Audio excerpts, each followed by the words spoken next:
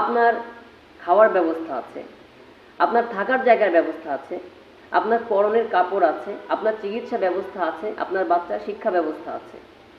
আর যে সমস্ত মানুষগুলো বন্যা কবলিত হয়েছেন তাদের থাকার ব্যবস্থা নেই, তাদের খাওয়ার ব্যবস্থা নেই, তাদের পরার মতো কাপড় চোপড় নেই, তাদের চিকিৎসা ব্যবস্থা নেই, তাদের বাচ্চাগুলোর শিক্ষা ব্যবস্থা নেই, তারা অত্যন্ত মানবেতর জীবনযাপন করছে। তো আপনার একটু সহানুভূতিতে তারা যদি একটু হাসি খুশি থাকতে পারে, তাদের একটু কষ্ট লাঘব হয়, তাহলে কিয়ামতের দিন এটা আপনার নাজাতের মাধ্যম হয়ে যেতে পারে। আসসালামু আলাইকুম ওয়া রাহমাতুল্লাহি ওয়া বারাকাতুহু।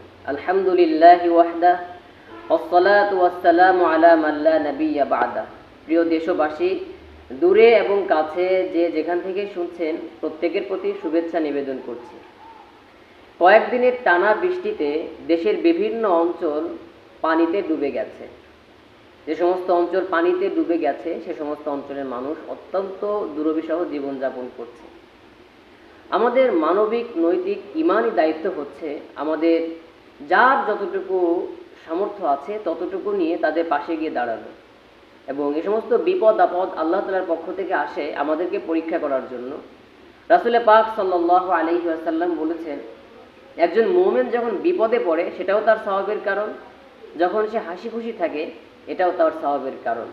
রাসূল পাক সাল্লাল্লাহু আলাইহি ওয়াসাল্লাম বলেন, কারণ মুমিন যখন বিপদে পড়ে ধৈর্য ধারণ করে আল্লাহ তাআলার কাছে দোয়া করে, এবং যখন সে হাসি খুশি থাকে সে আল্লাহ তাআলার কাছে কৃতজ্ঞতা প্রকাশ করে।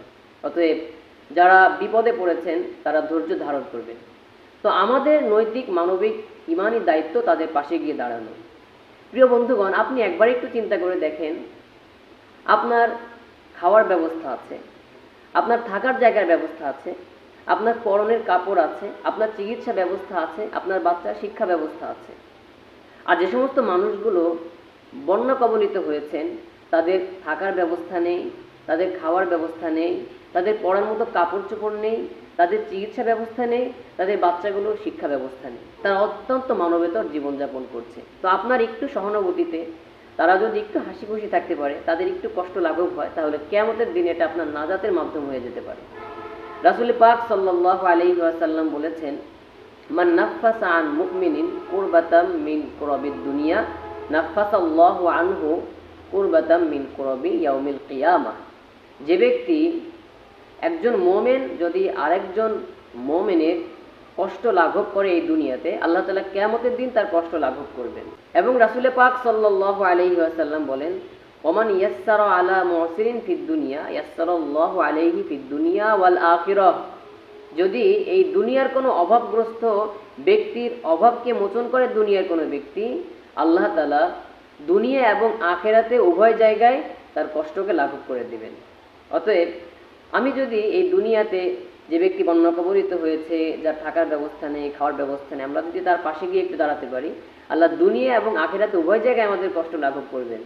দুনিয়ার কষ্ট সীমিত, আখিরাতের কষ্ট অনেক বেশি। একটা হাদিসে আছে, এত বেশি কষ্ট হবে। আয়েশা রাদিয়াল্লাহু তাআলা আনহা বলেন, তো রাসূল পাক সাল্লাল্লাহু আলাইহি ওয়াসাল্লাম তাকে বললেন, কিয়ামতের দিন যখন মানুষ উঠবে সব উলঙ্গ অবস্থায়। আয়েশা রাদিয়াল্লাহু তাআলা আনহা বলেন, ইয়া রাসূলুল্লাহ, সেখানে তো পুরুষ মহিলা একই সঙ্গে থাকবে, কেউ কারোর দিকে তাকাবে না, লজ্জা করবে না? রাসূল বলেন, কিয়ামতের ময়দানটা এতটা বিভীষিকাময় হবে যে কেউ কারোর দিকে তাকানোর সময় পাবে না। তো সেই কঠিন মুহূর্তে আপনার আজকের 10 টাকা, 20 টাকা, 50 টাকা, 100 টাকা দিয়ে সহানুভূতি করা এতটা কাজে আসবে যা আপনি এখান থেকে অনুমান করতে পারছেন। সম্মানিত দেশবাসী, বন্যার্ত মানুষের জন্য আমাদের কি কি করণীয় হতে পারে? সর্বপ্রথম তাদের আবাসনের ব্যবস্থা করা। এই বন্যার কারণে তাদের ঘর বাড়ি নষ্ট হয়ে গেছে, আমরা তাদের থাকার ব্যবস্থা করতে পারি।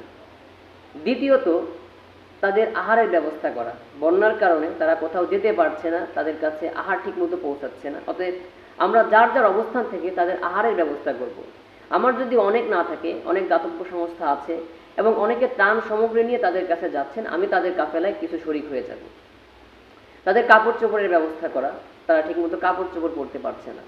তাদের চিকিৎসা ব্যবস্থা করা এবং তাদের বাচ্চা কাচ্চারা যাতে ভালো থাকে সেই ব্যবস্থাপনা করা, এবং আমি যদি পরিপূর্ণ না পারি আমি আংশিক সহযোগিতা করব। তো এটাই আমার নাজাতের কারণ হয়ে যাবে। সম্মানিত বন্ধুগণ, তো বন্যা যখন চলে যায় এখানেই কিন্তু শেষ হয়ে যায় না। একটা অঞ্চল যখন বন্যা কবলিত হয়, বন্যা শেষ হয়ে যাওয়ার পরে সেখানে বিভিন্ন রকমের মহামারী ছড়িয়ে পড়ে এবং ডায়রিয়া ছড়িয়ে পড়ে।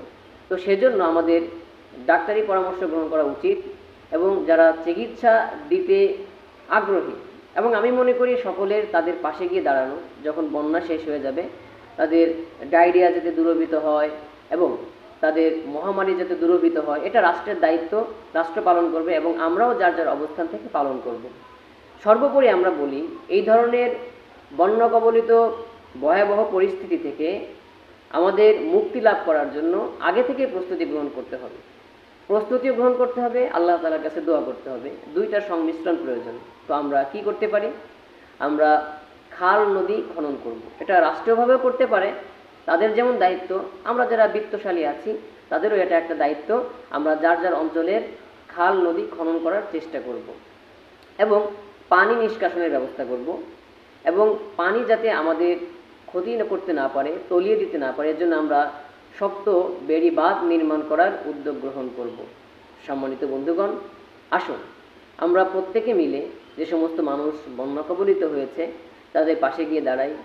আমরা দেখেছি ভিডিওতে, বিভিন্ন সোশ্যাল মিডিয়াতে, তারা অত্যন্ত কষ্টের জীবনযাপন করছে, হাঁটাচলা করতে পারছে না, ঠিকমতো খাওয়া দাওয়া করতে পারছে না, ঘুমাতে পারছে না। তো এই কষ্ট লাঘব করলে তাদের মুখে যে একটু হাসি ফুটবে, এটা কিয়ামতের দিন আপনার নাজাতের মাধ্যম হয়ে যাবে।